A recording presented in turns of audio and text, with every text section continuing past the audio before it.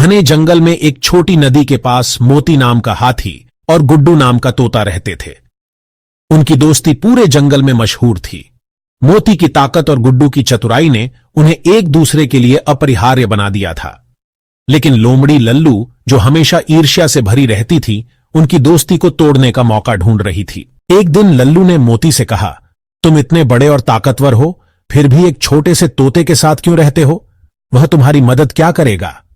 यह सुनकर मोती थोड़ा सोच में पड़ गया। दूसरी तरफ लल्लू ने गुड्डू से कहा, मोती इतना ताकतवर है कि उसे तुम्हारी कोई जरूरत नहीं, वह बस तुम्हारे साथ सहानुभूति दिखाता है। लल्लू की बातों से मोती और गुड्डू के मन में हल्की सी गलतफहमियां पैदा हो गईं। कुछ ही दिनों बाद जंगल में भयंकर आग लग गई। सभी जानवर अपनी जान बचाने के लिए भागने लगे। मोती और गुड्डू भी भागने लगे, लेकिन तभी गुड्डू ने देखा कि कुछ छोटे जानवर नदी किनारे फंस गए हैं।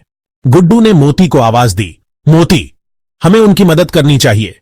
पहले तो मोती झिझका, लेकिन फिर उसकी दोस्ती का एहसास हुआ। उसने फौरन अपने बड़े कदमों से आग में रास्ता बनाया और छोटे जानवरों को निकलने में मदद की। इसी बीच लल्लू ने आग में घिरे कुछ जानवरों को देखा और उन्हें बचाने के बजाय भागने लगा। गुड्डू ने यह देख लिया और अपनी चतुराई से उड़कर बाकी जानवरों को बताया। सभी जानवरों ने मिलकर लल्लू को पकड़ा और उसकी साजिश का पर्दाफाश किया। आग बुझने के बाद मोती ने गुड्डू से कहा, मैंने सोचा था कि मैं अकेले सब कुछ कर सकता हूं, लेकिन तुम्हारी चतुराई के बिना यह संभव नहीं था। गुड्डू ने मुस्कुराते हुए जवाब दिया, और तुम्हारी ताकत के बिना भी यह काम अधूरा रह जाता। उनकी दोस्ती और भी मजबूत हो गई। जंगल के बाकी जानवरों ने उनसे यह सीखा कि सच्चे दोस्त एक दूसरे की ताकत बनते हैं।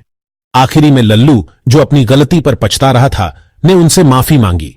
मोती और गुड्डू ने उसे माफ करते हुए कहा, सच्चे दोस्त वही होते हैं जो एक दूसरे की गलतियों को समझकर साथ खड़े रहे।